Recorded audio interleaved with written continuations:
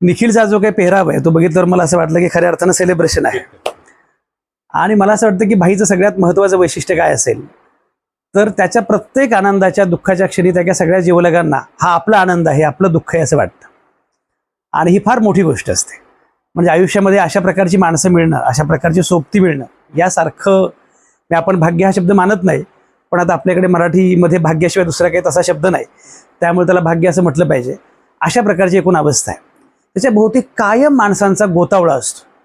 आणि साधारणपणे मी असं बघितलं चळवळीमध्ये काम करताना, किंवा मी स्वतःही चळवळीमध्येच सुरुवात केली, राष्ट्रसेवा दलामध्ये, छात्र भारतीमध्ये, अशा चळवळीमधूनच मी पण लहानाचा मोठा झालो.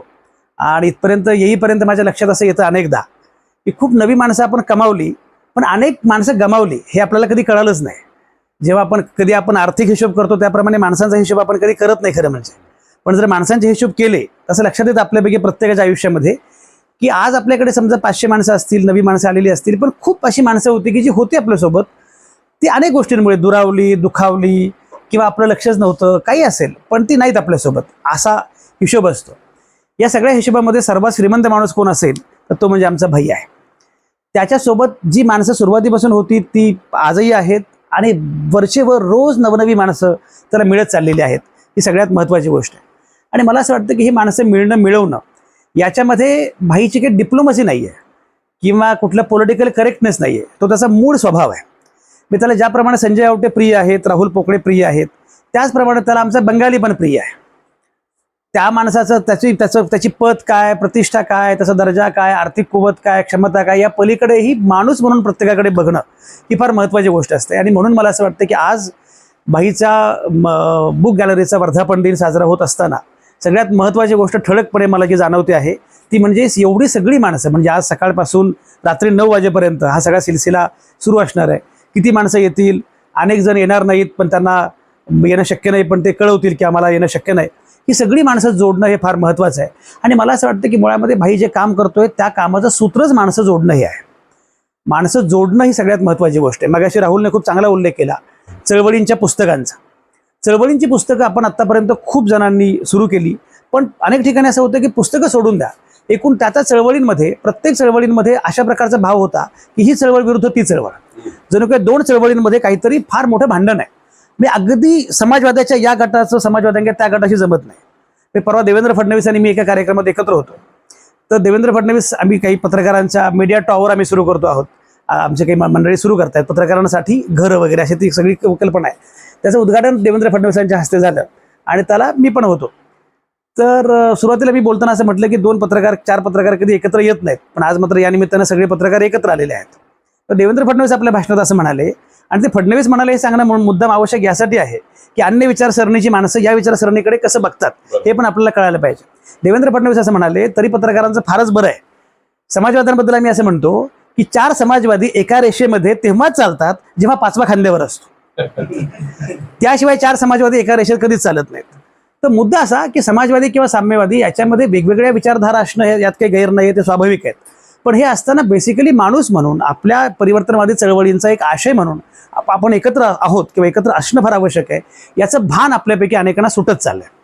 अशा वेळी भाई अविनाश इंगळेंसारखा एक माणूस असा आहे, त्याचं मला वैशिष्ट्य नेहमी जाणवतं की 4 वेगवेगळ्या प्रकारची माणसं असतात, त्या चौघांचं परस्परांशी अजिबात जमत नसतं, पण त्या चौघांमध्ये एक साधर्म्य असतं, ते म्हणजे भाईकडे ते एकत्र आलेले असतात. ही फार महत्त्वाची गोष्ट आहे, फार मोठी गोष्ट आहे. आणि म्हणून मला असं वाटलं की जेव्हा चळवळींच्या अनुषंगानं हा कार्यक्रम किंवा हा उपक्रम सुरू करायचा असा निर्णय त्याने घेतला, तेव्हा खरं म्हणजे पुस्तकं कोण वाचतं, पुस्तकं वाचली जातील का, अशा प्रकारच्या अनेक चर्चा होत्या. अशा प्रकारच्या अनेक शंका उपस्थित झाल्या की या प्रकारचं काम करता येणं शक्य आहे का. 5 वर्षांपूर्वी जेव्हा अविनाशनं पुस्तकाचं दुकान सुरू करायचा निर्णय घेतला, तर सुरुवातीला ते अगदीच फक्त ऑनलाईन, त्यापूर्वी आपलं जिथे कुठे कार्यक्रम असेल तिथे, असं सगळं होतं. आणि त्यानंतर आज 4-5 वर्षांमध्ये एवढ्या कमी कालावधीमध्ये पेठेमध्ये या प्रकारचं एवढं मोठं सुसज्ज दालन सुरू होणं, आणि त्यातही भाई अविनाश इंगळे हे तर म्हणजे आता इतकं ब्रँड नेम झालेलं आहे. मी असं नेहमी म्हणत असतो की हा सगळ्यात तरुण भाई आहे जगातला. कारण सगळ्यात तरुण भाई हा 60-65 वर्षांचा असतो, सगळ्यात तरुण कॉम्रेड हा 65 वर्षांचा असतो, असं आपण गमतीने म्हणत असतो. पण त्याला अत्यंत पोर वयामध्ये, शाळेच्या कॉलेजच्या वयामध्ये असं वाटलं की आपल्याला काहीतरी वेगळं करायचं आहे, आपल्याला भाई व्हायचं आहे, आणि आपल्याला या समाजवादी परिवर्तनवादी चळवळींशी जोडून घ्यायचं आहे स्वतःला. म्हणून त्याला जोडून घेण्याचा निर्णय घेतला आणि त्याच्यानंतर तो इथपर्यंत त्यानं सगळा प्रवास केला. पुस्तकांचं दुकान जेव्हा सुरू झालं तेव्हा हे ठरलं होतं त्याचं की आपल्याला सगळ्या प्रकारची पुस्तकं इथे असली पाहिजेत. मुळामध्ये लोकांना सगळं समजून घ्यायची इच्छा असते. लोकांना मार्क्स समजून घ्यायचा असतो, लोकांना गांधी, नेहरू, आंबेडकर समजून घ्यायचे असतात, लोकांना टिपू सुलतान समजून घ्यायचा असतो, सगळं समजून घ्यायचं असतं. पण हे सगळं समजून घेणार कुठे असा मुद्दा असतो.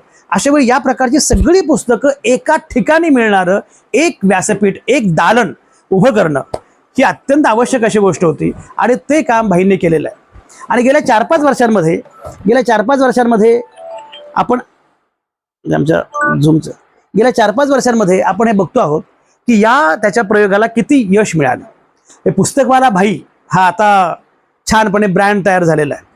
याच्यामध्ये अनेक लोकांनी वेगवेगळ्या प्रकारची पुस्तकं वाचली. मला हे असे अनेक लोक माहिती आहेत की ज्यांनी तोपर्यंत काहीच वाचलेलं नव्हतं आणि अरे भाईकडे शरद पाटलांचा संच पाहिजे होता. बरं, आता अशी अवस्था की शरद पाटलांचा संच शरद पाटलांच्या प्रकाशकांकडे पण उपलब्ध नाही आहे. अनेक लेखकांचे संच लेखकांकडे पण उपलब्ध नाही आहेत. अरुण साधूंचा जेव्हा संच करायची कल्पना पुढे आली तेव्हा अरुण साधूंच्या प्रकाशकांकडे पण ते उपलब्ध नव्हतं.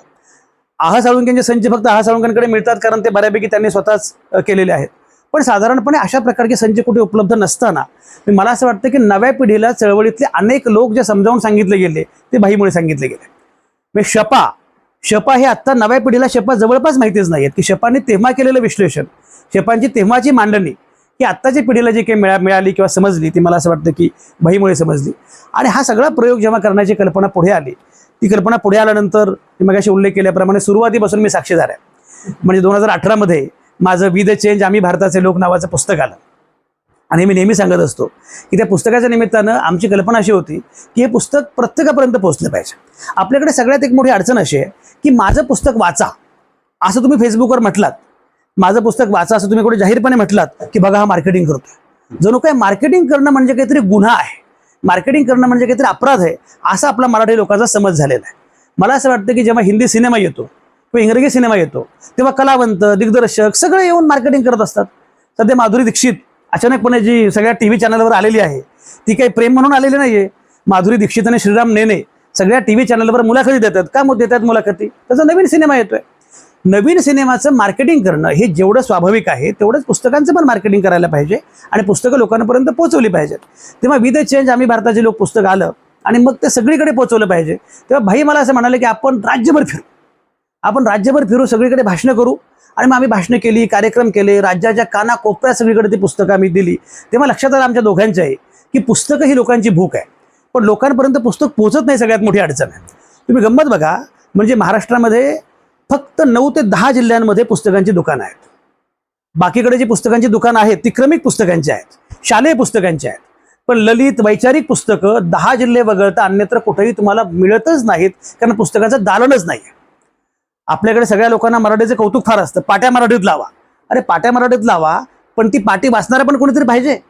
आणि बाहेर मराठी पाटी असेल तर आत दुकानदार पण मराठी पाहिजे. त्यामुळे पाट्या मराठी आहेत पण आता दुकानदार मराठी नाही, याचं काय करायचं? तर मला असं वाटतं की याच्या अनुषंगानं भाषेचा मुद्दा आपण फक्त अस्मितेचा मुद्दा करून टाकलेला आहे. त्याच्या पलीकडे लोकांनी वाचणं ही जास्त महत्त्वाची गोष्ट आहे. लोकांनी वाचून विचार करणं ही त्याहून महत्त्वाची गोष्ट आहे. आणि म्हणून जेव्हा ही कल्पना पुढे आली आणि त्यानंतर मग पुस्तकाचं त्यानं बऱ्यापैकी कार्यक्रम सुरू केले, प्रत्येक कार्यक्रमात पुस्तकं ठेवणं सुरू केलं, त्या पुस्तकांची विक्री चांगली होऊ लागली. कोरोनाच्या कालावधीमध्ये मी नेहमी सांगतो की कोरोनाच्या कालावधीमधले 2 प्रमुख लाभार्थी आहेत. एक आहे मार्क झुकेरबर्ग आणि दुसरा भाई अविनाश इंगळे. म्हणजे कोरोनाच्या काळामध्ये बाकी सगळ्यांचं फार वाईट झालं, पण ह्या दोघांचं फार चांगलं झालं. कोरोनाच्या कालावधीमध्ये भाईनं इतकी पुस्तकं विकली आणि कारण लोकांना वेळ होता. किती वेळ फेसबुक किती वेळ बघतील, व्हॉट्सॲप किती वेळ बघतील, TV किती वेळ बघतील. शेवटी या सगळ्याच्या पलीकडे काहीतरी केलं पाहिजे. त्या काळात लोक जास्तीत जास्त पुस्तकं वाचू लागले आणि त्या काळात पुस्तकं बऱ्यापैकी गेली. मला असं वाटतं की आपल्या रंगरूपामध्ये कायम बदल करायचे, कुठल्याही आव्हानांना संधी मानायचं, हे जे कुठल्याही उद्योगामध्ये फार आवश्यक असतं ते भाई नेहमीच करत आलेलं आहे. आणि म्हणून कोरोनाच्या कालावधीमध्ये त्यांनी सर्वाधिक पुस्तकांची विक्री केली, हे अगदी आवर्जून सांगितलं पाहिजे. ज्याप्रमाणे मगाशी उल्लेख केला, आता त्याचं पुढचं पाऊल असं आहे की इथे कॉफी आणि पुस्तकं, चाय पे चर्चा प्रत्येक वेळी करून चालणार नाही. आता काळ असा आहे, आता आपल्याला असं आहे की आपल्याला चाय आणि कॉफी पे पुस्तक हे फार महत्त्वाचं आहे. सगळ्यांनी फक्त मन की बात करून चालणार नाही, लोकांनी वाचले पण पाहिजे त्यासाठी. आणि म्हणून मला असं वाटतं की या प्रकारचं एक दालन फार आवश्यक आहे. शेवटचा मुद्दा जो मला या निमित्तानं मांडायचा आहे, पुस्तक हे केवळ पुस्तक नाही आहे, पुस्तक महत्त्वाचं आणखी यासाठी आहे की मुळामध्ये पुस्तकामुळे लोकांच्या विचार करण्याच्या कक्षा रुंद होतात. सध्या तुम्ही विचारच करू नये असा काळ आलेला आहे की तुम्ही विचार करता कामा नये. जे सांगितलं जातंय, जे मांडलं जातंय ते खरं मानावं असा कालखंड आहे. 22 जानेवारीला राम मंदिराचं उद्घाटन होईल आणि राम मंदिराच्या उद्घाटनानंतर देशामध्ये सगळं आलबेल होईल. देशामध्ये नंतर कुठल्याही गोष्टीची गरज असणार नाही. अशा प्रकारचं वातावरण तयार करण्याचा प्रयत्न सुरू आहे. जो वाचतो आहे, विचार करतो आहे, त्यानं हे राम म्हटलं पाहिजे अशा प्रकारची एकूण सगळी चर्चा सुरू आहे. अशा वेळी आपल्याला लोकांपर्यंत एकच गोष्ट आपण करू शकतो आणि हा लढा लांबचा आहे. मी नेहमी सांगत आलेलो आहे की हा लढा केवळ निवडणुकीचा नाही आहे, हा लढा मुळातला विचारांचा लढा आहे. 2024च्या निवडणुकीमध्ये काय होईल हे मला माहिती नाही, किंवा मला माहिती आहे अशी अवस्था आहे.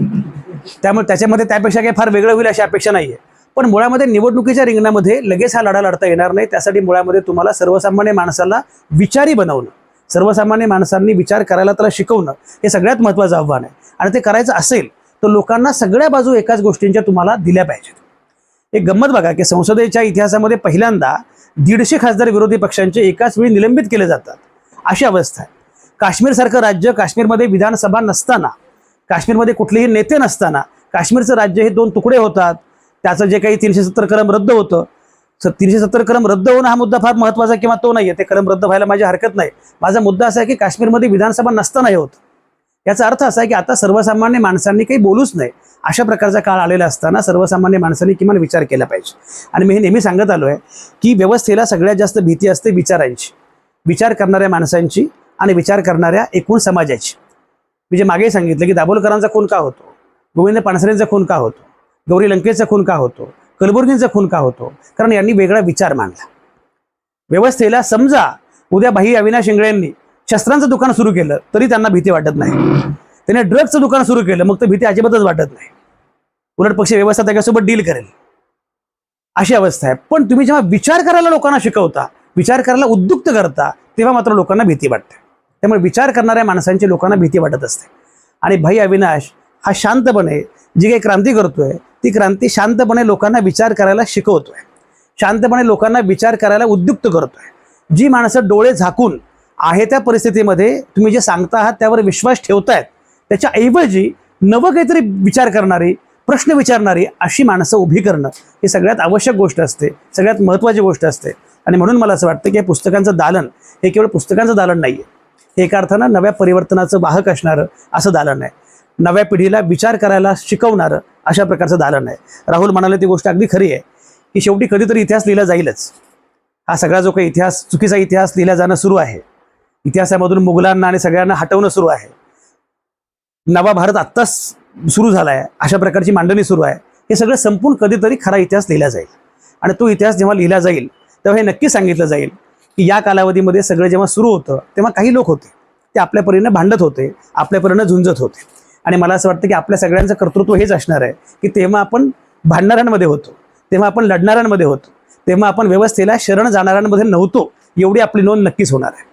आणि ती नोंद होणार असेल तर त्याच्यामध्ये भाई अविनाश इंगळे यांची नोंद अत्यंत ठळकपणे असणार आहे. याचं कारण असं आहे की त्या कालावधीमध्ये जेव्हा कोणीही वेगळा विचार सांगायला तयार नव्हतं, वेगळा विचार मांडायला तयार नव्हतं, त्या कालावधीमध्ये भाई अविनाश इंगळे यांसारखा तरुण पोरगा लोकांना नवी पुस्तकं घेऊन येत होता, लोकांना वाचायला शिकवत होता, लोकांना वाचायला सांगत होता आणि त्या निमित्तानं नवी मंडळी वाचू लागलेली होती. एक शेवटचा मुद्दा फक्त सांगतो. भाई अविनाश इंगळेंच्या या पुस्तक दालनानंतर 2 गोष्टी फार ठळकपणे झाल्या. पहिली गोष्ट म्हणजे जी पिढी वाचतच नव्हती ती मुलं मुली बऱ्यापैकी वाचायला लागली. हा पहिला भाग सगळ्यात महत्त्वाचा आहे. मी बघतो भाई अविनाश इंगळेंच्या पोस्टवर किंवा याच्यावर जी मुलं की जे नॉर्मली वाचत नव्हतेच पूर्वी ते वाचू लागले. हा त्यातला पहिला मुद्दा आहे. आणि दुसरा मुद्दा असा की चळवळींच्या पुस्तकांना सुद्धा मागणी असते हे बाकीच्या स्टॉल्सना कळाल्यामुळे आता बाकीच्या दुकानांमध्ये चळवळींची पुस्तकं येऊ लागली. हे फार महत्त्वाचं आहे. हे मला असं वाटतं की मुख्य प्रवाहामध्ये, ज्याला मुख्य प्रवाह आपण मानतो, त्यांनी सुद्धा त्यांना पण हे कळणं. एक लक्षात घ्या, मी संपादक आहे, आम्हाला TRP माहिती असतो.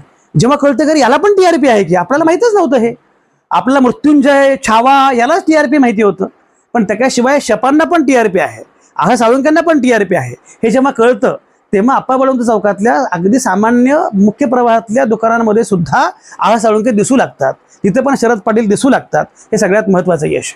आणि म्हणून मला असं वाटतं की भाईचं या निमित्तानं पुन्हा एकदा कौतुक, भाईचं फार मनापासून अभिनंदन. पुढच्या वर्धापन दिनाला मला खात्री आहे की भाई एकटा असणार नाही इथे.